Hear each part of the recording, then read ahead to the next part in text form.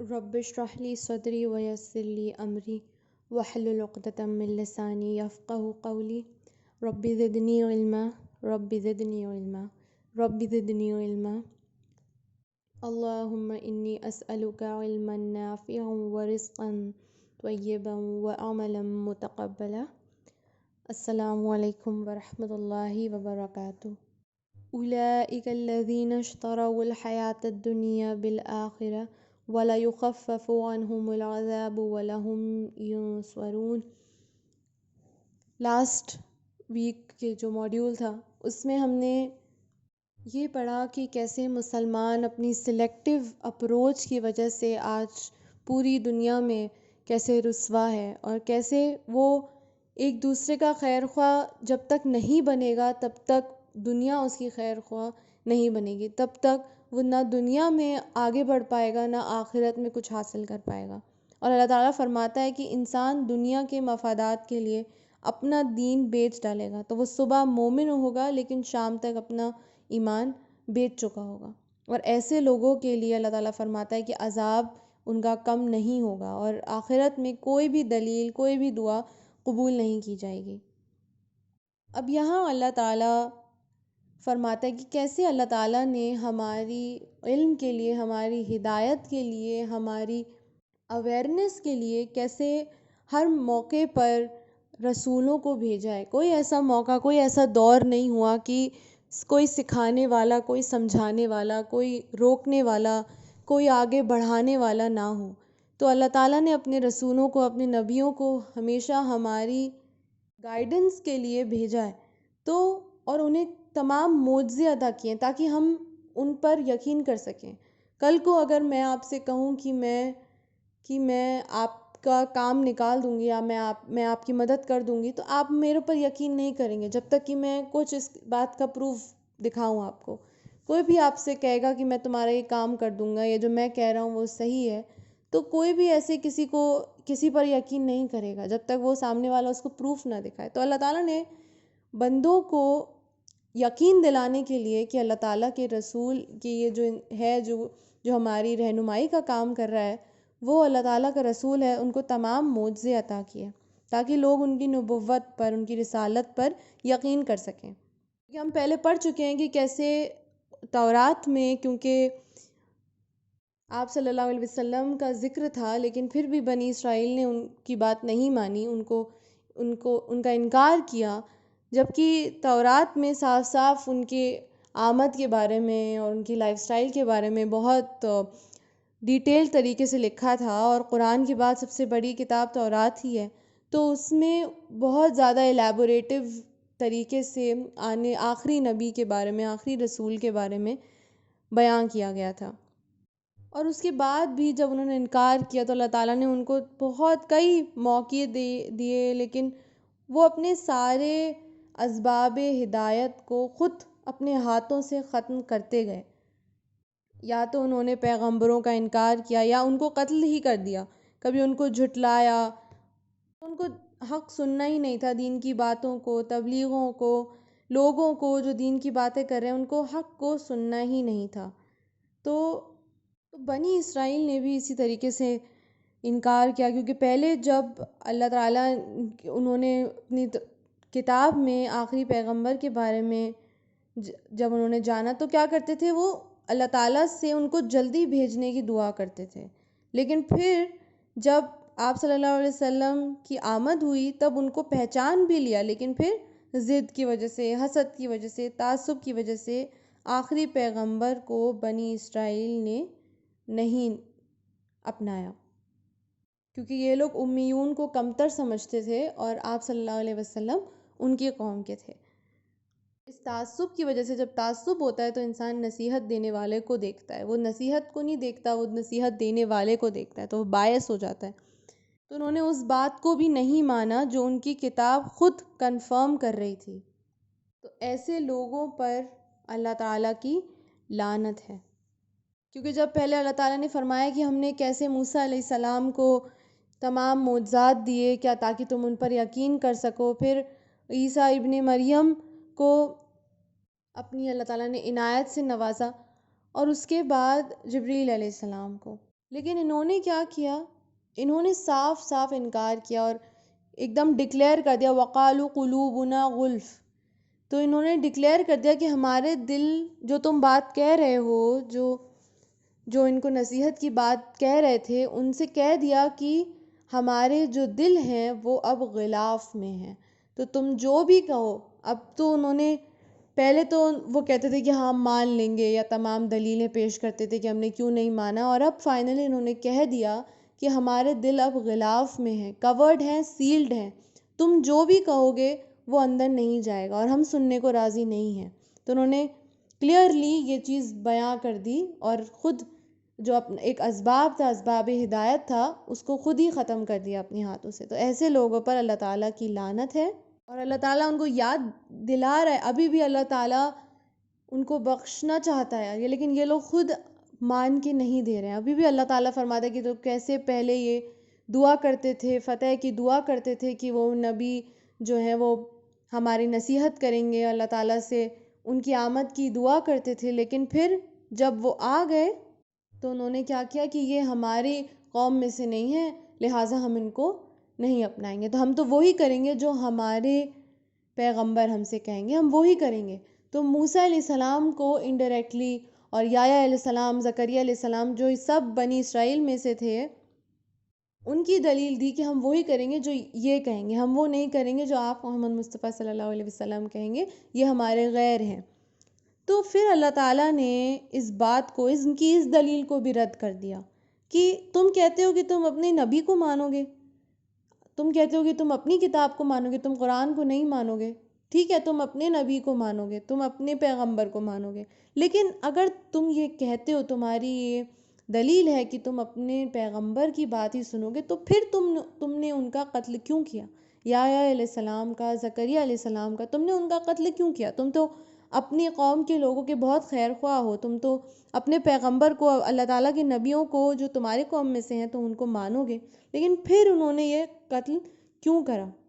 تو تم نے کب موسیٰ علیہ السلام کی بات مانی؟ جب موسیٰ علیہ السلام کوہ طور پر گئے، تب تم نے ان کے پیچھے ہارون علیہ السلام، جو ان کے بھائی تھے، تو جو ان کی نگرانی کے لیے تھے، تم نے ان کی بات بھی نہیں مانی، تم نے موسیٰ علیہ السلام کی بات بھی نہیں مانی. جب وہ کوہ طور پر گئے تو تم نے ان کے پیچھے بچھڑے کو معبود بنا دیا. ایسی تمہاری رچ بس گئی اس بچھڑے کی محبت. پھر اس کے بعد موسیٰ علیہ السلام نے کتنا سمجھایا، لیکن اس کے بعد بھی مان کے انہوں نے نہیں دیا. تو کہاں پر تم نے اپنے پیغمبر کی بات مانی؟ اور اس کے بعد بھی جتنی بار تم سے پکے وعدے لیے گئے، کوہ طور پہاڑ سر پر اٹھا کر، اور یہ تورات دی کہ اس کو مضبوطی سے پکڑو، قوت سے پکڑو، تو کب تم نے ان احکامات کے بعد، جب تم سے کہا گیا کہ سیٹرڈے کو شکار نہیں کرنا ہے، اس کے بعد بھی کب کون سا ایسی بات تھی جو تم نے اپنی پیغمبر کی مانی؟ جو تم یہ کہہ رہے ہو کہ ہم اپنی پیغمبر کی بات مانیں گے، اوروں کی بات کے لیے ہم نے اپنے دل کو کور کر لیا ہے، سیل کر دیا ہے، غلاف میں بند کر دیا ہے. اللہ تعالیٰ کا فضل ہے، اللہ تعالیٰ جس کو چاہے دے اور جتنا چاہے دے. کسی بات میں کمپلین کر کے ہم اپنے آپ کو صحیح ثابت نہیں کر سکتے، ہمارے جو ایکشنز ہیں ہم ان کو جسٹیفائی نہیں کر سکتے. اس سے یہ بھی ایک بات پتہ چلتی ہے. یہ لوگ تو حسد کرتے تھے آپ صلی اللہ علیہ وسلم سے کہ یہ بنی اسماعیل میں سے کیوں آئے اور بنی اسرائیل میں سے کیوں نہیں آئے. تو اس حسد کے چلتے یہ سارے احکاماتوں کو اگنور کرتے ہی جا رہے تھے، کیونکہ انہوں نے قرآن میں یہ آیت آئی نا کہ انہوں نے جب ان سے کہا گیا کہ تم ایمان لاؤ، تو انہوں نے کہا وَإِذَا قِيلَ لَهُمْ آمِنُوا بِمَا أَنزَلَ اللَّهُ قَالُوا نُؤْمِنُ بِمَا أُنزِلَ عَلَيْنَا وَيَكْفُرُونَ بِمَا وَرَاءَهُ.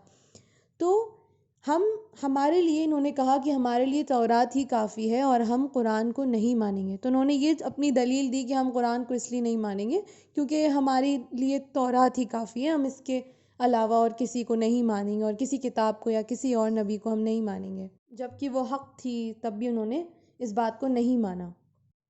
یہ اور کچھ نہیں کر رہے تھے، لیکن یہ اپنی نفس کو ہی بیچ رہے تھے. آیت نمبر 90 میں آتا نا بِئْسَ مَا اشْتَرَوْا بِهِ أَنفُسَهُمْ أَن يَكْفُرُوا بِمَا أَنزَلَ اللَّهُ بَغْيًا. تو یہ بغض کرتے تھے آپ صلی اللہ علیہ وسلم سے، اور انہوں نے کیا کیا؟ انہوں نے اپنے ہاتھوں ہی اپنی نفس کو بیچ دیا، اپنے خود کو انہوں نے بیچ دیا، سب کے لیے اویلیبل کر دیا. اور کوئی ان کا دین ایمان نہیں رہا، تو انہوں نے اپنے ہاتھوں سے ہی اپنی جو فیٹ ہے وہ خود ہی لکھی ہے۔ جو بھی نشانیاں ان کے سامنے لائیں، آپ صلی اللہ علیہ وسلم کی بارے میں جو موسیٰ علیہ السلام نے تمام نشانیاں ان کے سامنے پیش کریں ایک کے بعد، تو اس سب کو جانتے بوجھتے بھی دیکھتے بھی انہوں نے مان کے نہیں دیا۔ اور کیا کہا؟ قالوا سمعنا، ہم نے سن لیا، لیکن پھر کیا کیا؟ وعصینا، نافرمانی کی۔ سن لیا اور پھر بھی نافرمانی کری، سن لیا، سب کچھ جان لیا، پھر بھی نافرمانی کی۔ قالوا سمعنا وعصینا، سن لیا لیکن پھر بھی نافرمانی کری، پھر گئے۔ تو اس حالات میں زیادہ شدید عذاب ہے جب جانتے بوجھتے چیزوں کو اگنور کریں اور اس چیز کو دیکھنے کے لیے اندھے ہو جائیں۔ ہم نے پہلے پڑھا نا بل لعنہم اللہ، ان لوگوں پر اللہ تعالیٰ کی لعنت ہے، اور پھر پڑھا عذاب مہین، ان لوگوں کے لیے ذلت والا عذاب ہے۔ کیونکہ جب سب کچھ جانتے بوجھتے کوئی کسی چیز کا انکار کرتا ہے، اور انہوں نے سب سے بڑا انکار کیا کیا تھا کہ شرک کیا تھا، بچھڑے کو معبود بنا لیا تھا، یہ سب سے بڑا ان کا گناہ تھا، اور اس کے بعد بھی اللہ تعالیٰ نے ان کو مہلتیں دی، تمام مہلتیں دی، لیکن پھر بھی بچھڑے کی محبت ان کے دلوں میں اتنی زیادہ رچ بس گئی تھی۔ قرآن میں آتا ہے وَأُشْرِبُوا فِي قُلُوبِهِمُ الْعِجْلَ بِكُفْرِهِمْ، تو ایسے بس گئی تھی جیسے پانی، جیسے باڈی میں پانی ہوتا ہے نا، جسم میں پانی ہوتا ہے، ہر طرف پھیل جاتا ہے، اسی طریقے سے جو بچھڑے کی محبت تھی ان کے اندر اس طریقے سے رچ بس گئی تھی، پورے میں پھیل گئی تھی، کوئی بھی آرگن، کوئی بھی اعضا اس سے چھوٹا نہیں تھا، دل میں، دماغ میں، ہر جگہ یہی محبت بچ گئی تھی۔ تو ایسی چیزیں ہمارے لیے فتنے کا کام کرتی ہیں، ہمیں اللہ تعالیٰ سے دور کرتی ہیں، اور وہ چیز جو فتنہ ہے، جو یہ شر ہے، یہ برا شر ہے، یہ سزا ہے ہم لوگوں کے لیے، یہ ایک آزمائش بھی ہے ہم لوگوں کے لیے۔ تو اس سے جتنی زیادہ پرہیز کریں، ہر اس چیز سے پرہیز کریں جو ہمارے لیے فتنہ بن سکتی ہے، جو ہماری شر بن سکتی ہے، ہمارے لیے برا شر بن سکتی ہے، یا ہمیں اللہ تعالیٰ سے، اس کے دین سے دور کرے، اس سے ہم اپنے آپ کو دور کرنے کی کوشش کریں انشاءاللہ تعالیٰ۔ اس کے بعد اللہ تعالیٰ یہود کے کچھ دعووں کو رد کر رہا ہے۔ تو وہ دعوے کیا تھے؟ یہود کہتے تھے قُلْ إِنْ كَانَتْ لَكُمُ الدَّارُ الْآخِرَةُ عِنْدَ اللَّهِ، تو یہ سمجھتے تھے کہ ہماری جو قوم ہے، ہم لوگ جو ہیں وہ اللہ تعالیٰ کے خاص بندے ہیں، اللہ تعالیٰ کو بہت محبوب ہیں۔ انہوں پہلے بھی ہم پڑھ چکے ہیں کہ یہ لوگ کہتے تھے کہ آگ ہمیں صرف کچھ دن چھوئے گی، اس سے زیادہ ہم جہنم میں نہیں رہیں گے، ہماری جگہ تو صرف اور صرف جنت میں ہے، اور دوزخ میں تو کافرین جائیں گے، نصارہ جائیں گے، کیونکہ یہود جو تھے وہ نصارے سے بہت زیادہ ایک جیلسی اور ایک ہیٹریڈ اور نفرت کی فیلنگ رکھتے تھے ان کے ساتھ۔ تو یہ یہی کہتے تھے کہ نصارہ اور تمام کافر لوگ، مشرکین لوگ، یہ لوگ جائیں گے، ہمیں تو آگ زیادہ دن نہیں چھوئے گی، ہم تو اللہ تعالیٰ کے بہت محبوب ہیں، تو یہ ٹیکن فار گرانٹیڈ ہے، ریزروڈ ہے۔ تو پھر اللہ تعالیٰ اس کو رد کر رہا ہے، خالصۃ من دون الناس فتمنوا الموت ان کنتم صادقین، تو اگر تم سچے ہو، اگر اس بات میں تم سچے ہو کہ اللہ تعالیٰ تمہیں بخش دے گا، یہ تمہیں شور ہے، تو پھر موت کی تمنا کرو، کیونکہ تمہیں پتہ ہے کہ زندگی تو بہت مشقت کی جگہ ہے، تو تمہیں جب پتہ ہی ہے پہلے سے کہ تمہیں جنت میں جانا ہے، تو موت کی تمنا کرو تاکہ تم جلدی سے جلدی جنت میں پہنچو۔ تو کیوں تم زندگی کی تمنا کرتے ہو؟ تمہارے حساب سے تو صرف مشرکین لوگ، کافرین دوزخ میں جائیں گے، تم تو جنتی ہو، تو اس مشقت والی دنیا میں کیوں رہتے ہو تم؟ تو یہ جو دنیا کی لذتیں ہیں، ان کے طلبگار کیوں ہو تم؟ تو تم موت کی تمنا کرو اگر تم اس بارے میں سچے ہو کہ تمہیں جنت میں ہی جانا ہے۔ لیکن پھر اللہ تعالیٰ خود ہی فرما رہے یہ قطعی نہیں کریں گے، کیونکہ انسان جو ہے نا وہ خود کو جانتا ہے، وہ اپنے اعمال سے سب سے زیادہ اچھی طریقے سے واقف ہوتا ہے کہ میں نے کیا صحیح کیا ہے، کیا غلط کیا ہے، کیا میرا زندگی میں فائدہ ہے یا میرا موت میں فائدہ ہے۔ لیکن کسی بھی انسان کا زندگی میں فائدہ نہیں ہو سکتا، ٹیمپریریلی ہو سکتا ہے، لیکن چاہے انسان 100 سال جیے چاہے 1000 سال جیے، بھلے امپاسبل ہے، لیکن چاہے انسان 1000 سال بھی جیے لیکن موت سے بچ نہیں سکتا۔ دنیا میں جتنی چیزیں آئی ہیں، چاہے وہ فرشتے ہوں چاہے وہ بندے ہوں چاہے اللہ تعالیٰ کی کوئی بھی اور مخلوق ہو، اس کو موت کا مزہ چکھنا ہی ہے۔ کلو نفس ذائقۃ الموت، سب کو موت کا مزہ چکھنا ہی چکھنا ہے۔ تو ان لوگوں کے دلوں میں تو زندگی کی محبت ایسی بس گئی تھی، یہ زندگی کے لذتوں کے اتنے زیادہ حریص تھے کہ مشرکین سے بھی زیادہ زندگی کے طلبگار تھے۔ یہ دعائیں یہ کرتے تھے، یہ دل سے چاہتے تھے کہ ہم 1000 سال جئیں، ہمیں موت ہی نہ آئے، ہم 1000 سال سے بھی زیادہ جئیں۔ تو مشرکین لوگوں سے بھی زیادہ یہ موت سے ڈرتے تھے۔ تو اگر ان کو یہ بات معلوم تھی کہ ہم جنتی ہی ہیں، تو پھر موت سے کیوں ڈرتے تھے؟ تو پھر کیوں زندگی میں اتنا مگن رہتے تھے؟ لیکن وہی چیز ہے کہ انسان سب سے زیادہ اپنے اعمال کو خود ہی سب سے اچھا پہچانتا ہے۔ تو طویل زندگی کسی کے بھی عذاب کو کم نہیں کر سکتی ہے۔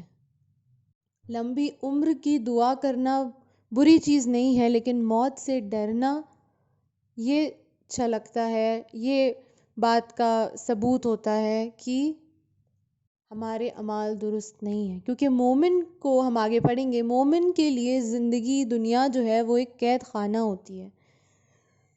تو اگر آپ کی عمر لمبی بھی ہے تو آپ اس کو اس چیز میں یوٹیلائز کریں کہ آپ زیادہ سے زیادہ اچھے کام کر سکیں، تاکہ کیونکہ آپ کی مہلت زیادہ ہے۔ جو انسان 5 سال کی عمر میں 6 سال کی عمر میں یا 12-20 سال کی عمر میں اس دنیا سے رخصت ہو جاتا ہے، اس کے لیے سنبھلنے کے، اس کے لیے چیزوں کو جاننے کے لیے، اس کے لیے اچھے کام کرنے کے لیے، اس کے لیے نیکیاں بٹورنے کے لیے زیادہ مہلت نہیں ہوتی ہے۔ لیکن جس کی عمر لمبی ہے اور اچھے اعمال ہیں تو یہ سب سے بہترین چیز ہے، کیونکہ اس کے لیے نیکی اکٹھا کرنا اور زیادہ آسان ہے۔ تو لمبی عمر اور اچھے اعمال بیسٹ چیزیں ہیں، بیسٹ کمبینیشن ہے۔ لیکن سب سے ورسٹ کمبینیشن کیا ہے کہ عمر لمبی ہو لیکن اطاعت بری ہو، اعمال برے ہوں۔